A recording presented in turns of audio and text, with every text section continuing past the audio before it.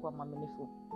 Ni siku ambaye nawakaribisha tusikie neno pamoja katika hii channel cha Sayuni 62. Maana yake sitakaa kimya, ni kwa ajili ya Sayuni. Siku ya leo ni siku ambaye ninamshukuru Mungu. Kuna watu wengi hawakuamka siku ya leo, lakini mimi akaniamsha ni kwa sababu niweze kumtukuza, niweze kumfanyia kazi, niweze kulinua jina lake kwa sababu amekuwa mwema katika maisha yangu. Siku ya leo nataka tujifunze kumwamini Mungu hata tukiwa katika majaribu. Kwa sababu wakati mwingine kuna mtu anauliza Mungu uko wapi? Kuna wakati mwingine mtu anakaa akimnungunikia Mwenyezi Mungu. Tunataka tuangalie siku ya leo ni nani ambaye alikuwa mcha Mungu lakini hakukuwa na wakati wa kuweza kumnungunikia Mwenyezi Mungu wala kunungunikia manabii wenzake, ambaye ni kitabu cha Wafalme wa Pili 20 mstari wa 1 tupike mstari wa 4. Maandiko yanasema ya kwamba kuna mtu mmoja alikuwa anaitwa Hezekia. Aliungua sana karibu kufa. Ndipo nabii Isaya mwana wa Amos alipomwendea na kumwambia hivi: ndivyo alivyosema Mwenyezi Mungu, panga mambo yako sawa sawa katika nyumba yako, kwa kuwa utakufa hautapona. Angalia saa hii wewe ni mgonjwa, umekonjeka na unauliza Mungu, ni kwa nini mimi ni mgonjwa? Ni kwa nini Jehova Mungu kakubali shetani aingie katika njia zangu, haweze kuniweka katika magonjwa? Angalia mtumishi wake ambaye alikuwa anaitwa Hezekia, aliungua karibu kufa na akatumiwa nabii. Ule nabii ambaye anaitwa Isaya akaenda akamwambia Mwenyezi Mungu, hivyo ndivyo anavyosema. Anasema weka mambo yako sawa sawa. Ni kumaanisha ya kwamba panga watoto, panga maisha yako, panga vile ambao unataka mboma yako ikae, kwa sababu muda wa siku 3 unaenda kukufa, hautapona hata kama wewe ni mgonjwa. Maandiko yanasema ya kwamba mtumishi wake Mwenyezi Mungu hakukuwa kama siku ya leo. Siku ya leo ambayo uendee mtu mwambie Mungu amesema hivi, hautapanga mambo yako sawa sawa, unaenda kufa. Hakika hakuna wa kusikiza mtu. Angalia mtumishi wako ambaye anaitwa Hezekia, alimsikiza Isaya kwa sababu alijua ya kwamba hii ni ripoti ambayo imetoka kwa Mwenyezi Mungu. Hii ni ripoti ambayo imetolewa na Mungu mwenyewe, na hakika akaweza kumsikiza. Na alipomsikiza hakuweza kupishana naye, wewe ni kama nani, anakutuma kama nani? Hapana, alikaa alimsikiza kwa makini. Na wakati Isaya alipoondoka, maandiko yanasema ya kwamba Hezekia aligeukia upande wa ukuta na kumwomba Mwenyezi Mungu akisema, wakati ambaye Hezekia alipewa ile ripoti na Isaya, yeye hakupishana na Isaya, hata hakunungunika katika moyo wake, ni kwa nini unanitumia Isaya, si ungeniambia mimi mwenyewe? Hapana. Maandiko yanasema ya kwamba aligeukia ukuta kunena na Mungu. Wewe wakati ambaye umekuwa mgonjwa, wewe ambaye umepinyika na mambo yako, wewe wakati umepinyika katika nyumba yako, wakati umepinyika katika huduma, huwa unaangalia wapi? Ama unaanza kukimbia kule na kule, unaanza kukimbia kule jangwani, unaanza kukimbia hata baharini, uende ujue ni kwa nini nimekuwa mgonjwa, ni kwa nini Mungu akanena haya? Hapana. Hezekia aligeukia ukuta. Wacha tuone vile alisema. Kisha lakini mstari wa 2, Hezekia akageukia upande wa ukuta na kumwomba Mwenyezi Mungu akisema, Hey Mwenyezi Mungu, nakusihi ukumbuke jinsi nilivyokutumikia kwa uaminifu na kwa moyo wote na kutenda yaliyo sawa mbele yako. Hezekia akalia kwa uchungu sana. Angalia, wakati Hezekia ambaye aligeukia ukuta anene na Mungu, hakumwambia Mwenyezi Mungu na kuomba usiniue. Hakumwambia Mwenyezi Mungu usiniue ni kwa sababu mali yangu nitawacha na nani.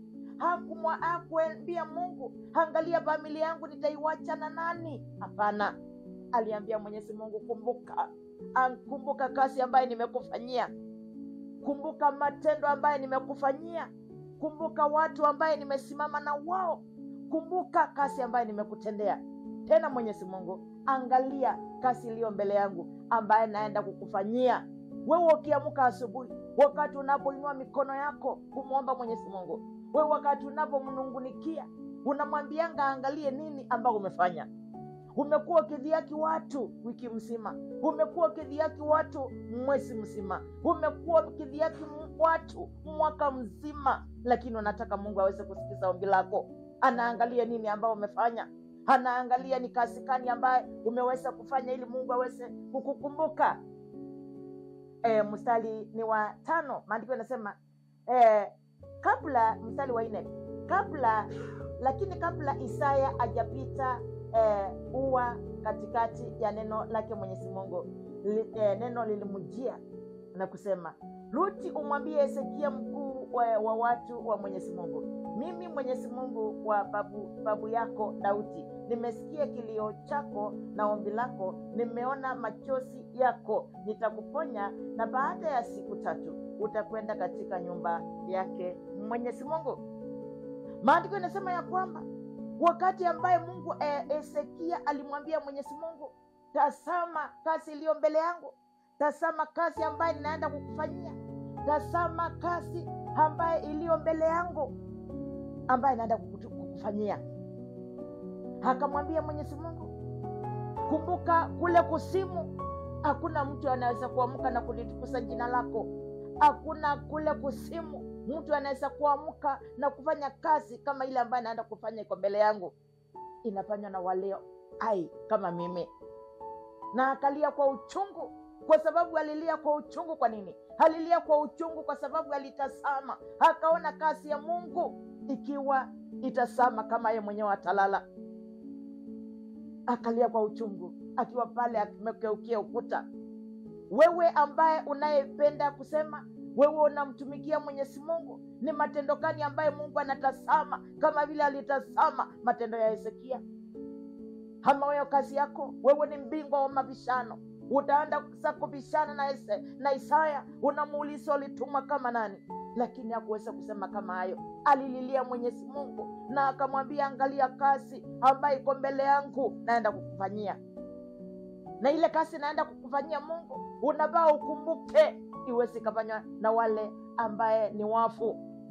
Na akaambia Mwenyezi Mungu, kumbuka kule kusimu hataweza kuamka waweze kulitukuza jina lako wala kukusifu. Utasifiwa na wale walio hai kama mimi. Maandiko yanasema ya kwamba hata Isaya hakukuwa ameenda mbali, hakukuwa amepita katika uwani. Maandiko yanasema ya kwamba Mungu tena, neno la Mungu likamjia Isaya, akamwambia Ruti, kwa mtumishi wangu enda umwambie, nimesikia kilio chake, nimeona machozi yake. Akamwambia baada ya siku 3 atakuwa ameingia hekaluni mwake. Ni kumaanisha atakuwa amepona. Mungu akabadilisha maneno ya kifo, akairudisha kuwa uponyaji na akairudisha kuwa uhai. Wewe ni nini ambaye unataka Mwenyezi Mungu akutendee? Ama ni manunguniko? Mungu, nimekufanyia kazi siku nyingi, kwa nini ninakonjeka? Kwa nini Mungu ninakufanyia kazi siku nyingi, kwa nini ambaye haya na yale yananipata? Ni kwa sababu imani yako ni ndogo. Ni kwa sababu wewe wewe sio mtu wa kutii. Wewe sio mtu wa kutii sauti yake Mwenyezi Mungu. Wewe sio mtu ambao unayemcha Mwenyezi Mungu. Ripoti zinazotokea kwa mtu yeyote na unapaa utii. Angalia Hezekia, alitii sauti ya Isaya na akaona mahali ambaye anaweza kupata mafanikio ni kukeukia Mwenyezi Mungu na anene naye. Hakuweza kuambia Hezekia, kwa sababu Hezekia wewe ndio Isaya, kwa sababu wewe ndio umetumwa na kuomba Isaya, enda upembeleza Mwenyezi Mungu nisikufe. Hapana. Alijua uhusiano wake na Mungu, akamkeukia ukuta, akamulilia Mwenyezi Mungu, akamwambia Mwenyezi Mungu, naomba ukumbuke kazi ambayo nimekufanyia. Naomba ukumbuke. Leo hii wewe unamkumbusha Mungu kazi gani? Wewe leo hii unamkumbusha nini ambao umefanyia Mwenyezi Mungu? Ni nini ambao umemtendea? Ni nini ambao utanena iweze kumgusa Mwenyezi Mungu? Ukiwa mgonjwa uweze kupona. Ni nini ambao itaweza kumkusa Mwenyezi Mungu unaponena juu ya watoto wako? Mungu ambaye inamkusa na anawabadilisha. Baada ya siku 3 tu, hakika unarudi katika laini yake Mwenyezi Mungu. Maandiko yanasema ya kwamba aliambia Isaya, enda umwambie baada ya muda wa siku 3 atakuwa amerudi katika nyumba yangu, kwa sababu mahali pale ndipo alikuwa anamtumikia Mwenyezi Mungu. Tumeanza kuwa watu wa kupeleka vilio zetu kwa watu. Tumekuwa tunapeleka vilio zetu kwa jamii iweze kutusaidia, watu waweze wakatusaidia. Hatakayeweza kutusaidia ni Mwenyezi Mungu. Mashita yetu tunapoangalia ukeukia ukuta, hakika Mungu anasikia ombi letu, hakika anaona machozi yetu. Lakini wewe unalia machozi gani? Wewe juzi umedhulumu mtu, wewe hutaki kuona mwenzako akiendelea, wewe kila wakati unavutisha watu kazini, wewe hutaki kuona watu, hata ukiwa katika mahali tunaishi unataka kung'oa mtu mahali pale, alafu unataka wakati wa shida mkeukie Mwenyezi Mungu.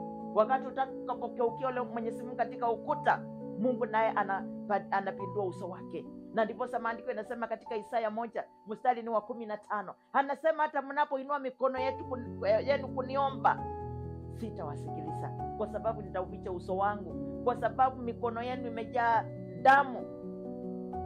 Ndugu yangu, dada yangu, uko na uhusiano gani na Mwenyezi Mungu? Ule ambaye uhusiano ukigeukia ukuta anakusikiza. Uko na uhusiano gani na Mwenyezi Mungu wakati unaona mambo yako hayaenendi sawa sawa? Huyu Mungu wa mbinguni ukimgeukia ukuta anakusikiza. Hebu angalia hapa, Isaya ametumwa kwenda kuambia mtu ambaye ni mgonjwa kabisa. Anamwambia baada ya siku 3 Mwenyezi Mungu amesema hivi, panga mambo yako sawa sawa. Ni kumaanisha akawe mali yake. Hezekia hakuona mali.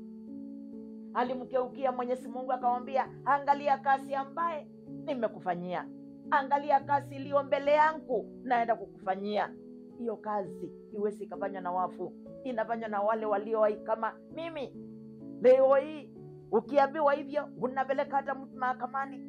Huyu mtu alinitishia kifo, unapeleka mtu mahakamani. Huyu nabii anasema mimi nitakufa. Oi Mungu wa mbinguni, naomba ukaturutishe katika laini yako, tukapate kujua ya kwamba wewe ni Mungu unanena. Wewe ni Mungu ambao unanena ndani ya mioyo yetu. Siku hizi ulituumba na ukatuweka duniani, na tunakaa ni kama tunakutawala. Mungu unatumia kila mtu. Unaweza kutumia hata mtoto mdogo kuleta ujumbe. Unaweza kutumia hata mtu ambaye kichwa yake si mzuri aweze kuleta ujumbe kwa mtu. Lakini wewe unajiona uko salama. Huyu ataniambia nini? Huyu mtoto ataniambia nini? Tuweze kumtafuta Mwenyezi Mungu. Tuweze kumtafuta Mungu, na hakika Mungu naye atajidhihirisha kwetu. Tumtafute Mwenyezi Mungu, naye atasikia ombi letu. Wewe saa hii wewe ni mgonjwa, karibu kufa. Nabii ndio huyu ametumwa. Siku ya leo mimi na wewe tukitumiwa mtu kama wewe, utasema ya kwamba kumbe wewe ndio walikuwa umenisukumia haya magonjwa. Hapana, Hezekia kufanya hivyo. Alijua ya kwamba kwa Mungu kuna uponyaji. Angalia Yeremia 17 mstari wa 14. Aliinua mikono wakati alikuwa mgonjwa, akamwambia Mwenyezi Mungu, naomba uniponye nami nitapona. Na akamwambia tena, naomba uniokoe na mimi nitaokoka. Oi Mungu wa mbinguni, tulipeleka wapi imani yetu? Kwa nini mioyo yetu ambaye ni mioyo ambayo inadharau neno lako, ni mioyo ambayo inadharau ujumbe wako ambao unaopeana? Wacha uitwe Mungu. Hata kuna manabii ambaye Mungu umewateua, lakini leo hiyo wamekuwa waoka hata kupeleka ule ujumbe, kwa sababu hajui atapelekwa wapi. Mungu nakuomba, wale ambaye tunaletewa ujumbe, tuweze kuchukua ule ujumbe na kunena nawe, lakini si kunena na watu wengine. Siku ukiletewa ujumbe, hati baada ya siku 3 panga mambo yako sawa sawa, kwa sababu unaenda kufa. Unaanza kukimbia kule na kule. Ni kwa nini huyo mtu ananisukumia kifo? Hapana, hapa ni Mwenyezi Mungu alinena. Swali langu ni je, mimi na wewe Kila siku ni kitu gani ambaye Mungu anaweza angalia aseme, leo mtumishi wangu, leo mtoto wangu, leo huyu mama, kuna kitu ambaye amefanya kinaweza kunikusa, nimuongezee masiku. Tumekuwa mabingwa wa dhambi, tumekuwa mabingwa wa kutenda mambo vile ambaye tunataka, ni kama Mwenyezi Mungu anaishi mbali na sisi. Na maandiko yanasema ya kwamba katika kitabu cha Methali 15 mstari wa 3 anasema, macho yako yuko kila mahali ikitazama mema na mabaya. Kuanzia asubuhi mpaka jioni, Mungu ameona matendo gani kwa ndani yako? Mungu ameona ukifanya nini? Mungu ameona ukiwa nani? Angalia Yesu wakati alikuwa na wanafunzi wake, maandiko yanasema ya kwamba ilikuwa inafika wakati anawauliza watu, wanasema mimi ni nani? Ni jina gani ambao uko naye? Kwa wale ambaye watu nao wapatia neno, ni jina gani uko naye pale kanisani? Ni jina gani ambao uko naye pale jangwani wakati unapeleka injili? Wacha kila mmoja akikuangalia, hakika anasema huyu ni mtumishi wake Mwenyezi Mungu. Kwa matendo, angalia wakati vita alilia, ni kwa sababu ya Dorcas, wakati ambaye alikufa. Maandiko yanasema ya kwamba wachane pamoja na watoto yatima walienda na nguo, wanaonyesha Pita, wanamwambia angalia, alikuwa anatushonea hizi nguo, leo hii tutakuwa tunashonewa na nani? Mungu akasikia hicho kilio na akaweza kumwamsha Dorcas. Wewe ni matendo gani ambaye itafanya uweze kuamshwa na Mwenyezi Mungu? Ni matendo gani ambayo utaliliwa kwa kasi gani? Utaliliwa kwa sababu mfanya nini? Kilio cha watu watakulilia wakisema afadhali bila amekufa. Tujiangalie kwa wema. Kuna Mungu katika mbingu. Tutafute uhusiano mwema na Mwenyezi Mungu. Tutafute uhusiano mwema kila dakika, na hakika Mungu wetu ataweza kutuangalia. Hata ukiwa mgonjwa karibu kufa, Mungu ako na uwezo wa kukuongezea miaka. Wacha Mungu aonekane, wacha neno lake liishi ndani yetu, wacha liishi ndani yetu kila wakati, tukiomba, tukitubu dhambi zetu, tukisameana dhambi zetu, kwa sababu maandiko yanasema ya kwamba naomba Mungu unisamee vile ambavyo tunavyowasamea wanaotukosea.